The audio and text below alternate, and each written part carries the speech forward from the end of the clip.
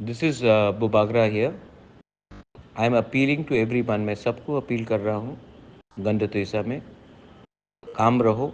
मैंने DGP police से बात किया है और उन्होंने मुझे अश्योरेंस दिया है कि जिन्होंने परमेश्वर रियांग को मारा है उनके खिलाफ सख्त से सख्त कार्रवाई होगा और उनको सज़ा भी मिलेगा।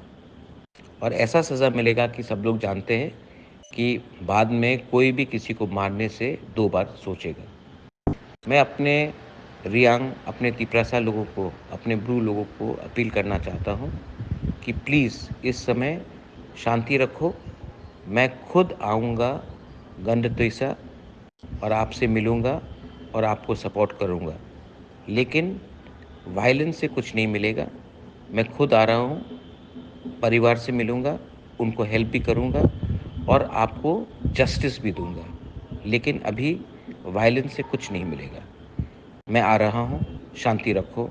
आई will be there for my Tiprasa, for my Bru people all the time.